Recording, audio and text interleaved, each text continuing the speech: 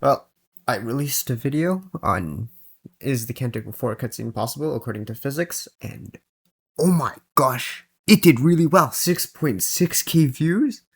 Well, nobody's gonna expect a sequel, at least nobody important. Wait, what? Is that Welvader? Is he? Oh gosh, people are expecting something from me. Well, as you can see, people want more.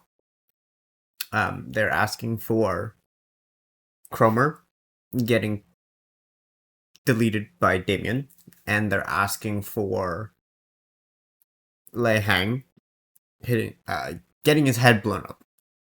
But getting your head blown up is not fun.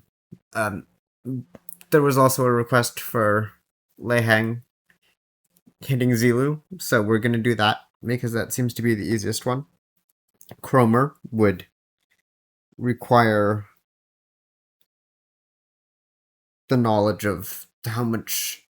What is the shearing force required to split whatever Cromer turns into two with a gust of wind, and how much wind power does a hand wave generate, and how much would one have to amplify that by, and that's just too much work for me.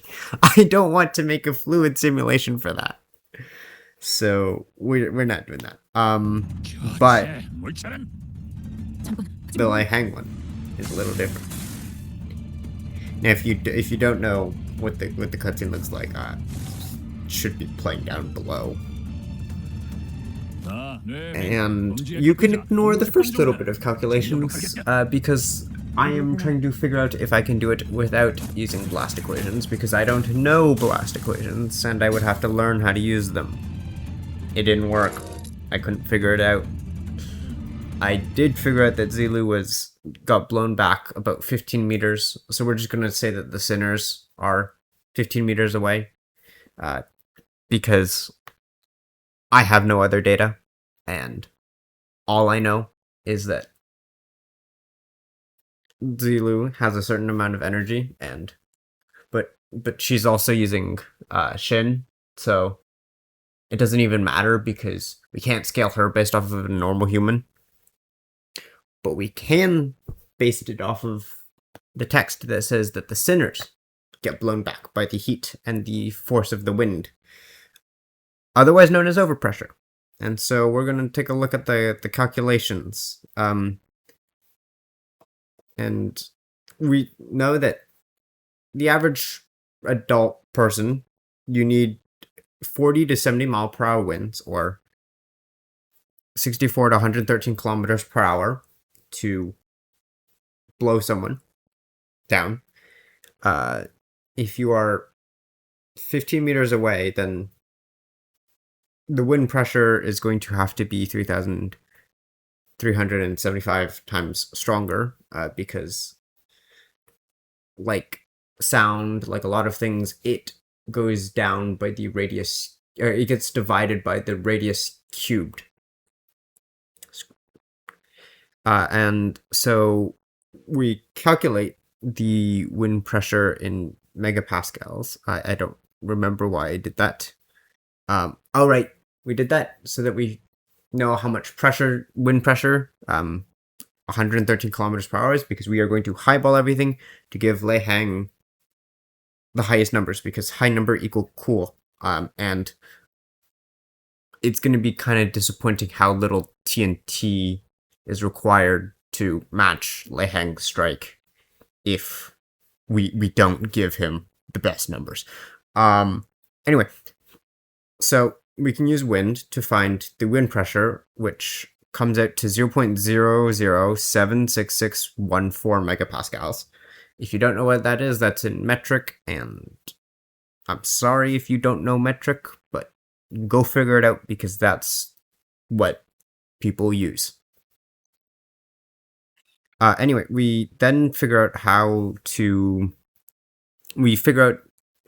calculate peak overpressure through this equation over here, which says PS, so that's peak overpressure, is equal to 0.084 W, which is the mass of the TNT in kilograms, to the power of 1 over 3 divided by R, plus 0.27 W 1 over 3 over R, and square that, and then plus 0.7 bracket open W to the 1 over 3 over R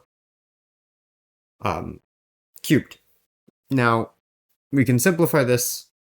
So P is in megapascals, so we can plug that in, and we can plug in 15 meters as our radius, which is what R is.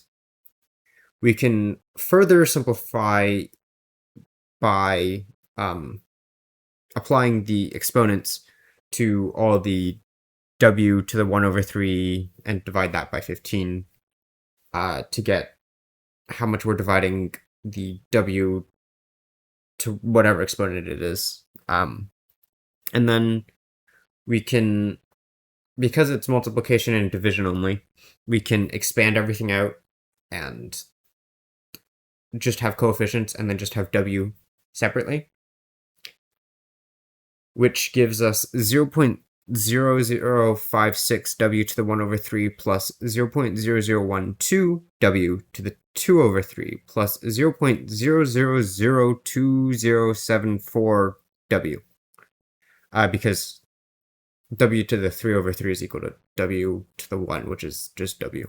If you don't know how math works, I'm sorry. This might be confusing. Anyway,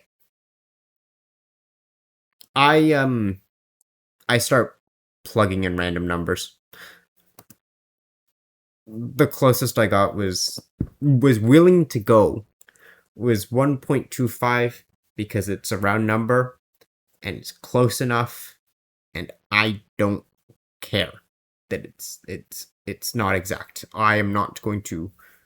I could have made a like some code to calculate the exact number, but round numbers are easier to work with. Just because nobody's gonna know what the difference between 1.25 kilograms, 2.75 pounds for you Americans, or 1.24863. I'm making numbers up, but nobody's gonna be able to tell the difference between that. It's gonna cause a big explosion, regardless. So, how much TNT is that? Like, how big is it? Well, if you calculate, TNT approximately has a density of 1.6 grams per cubic centimeter, which means that the whole thing is around 781 cubic centimeters, I believe. Yeah, and so I'm just going to give you like approximate dimensions with some nice round numbers, because once again, round numbers are nice. It's about a 3 centimeter radius. So that's a 6 centimeter diameter. If you don't know what that is a little over 2 inches by 27.5 centimeters. That is just under a foot. So it's not a very big stick of dynamite. And now you can watch my crappy editing as I try to overlay a stick of dynamite over Lei Heng in the animation to show you how small that stick of dynamite really is. But when Lei Heng's the only one in the frame, we're just going to cover him with the dynamite. So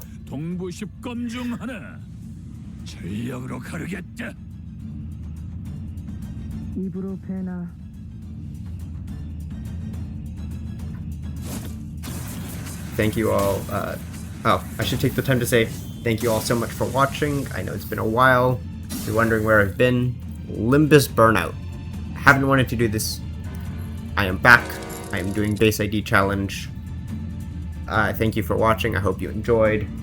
Hopefully this one's a little more entertaining, because the last one, I'm not gonna lie, the editing was bad. It was kind of boring.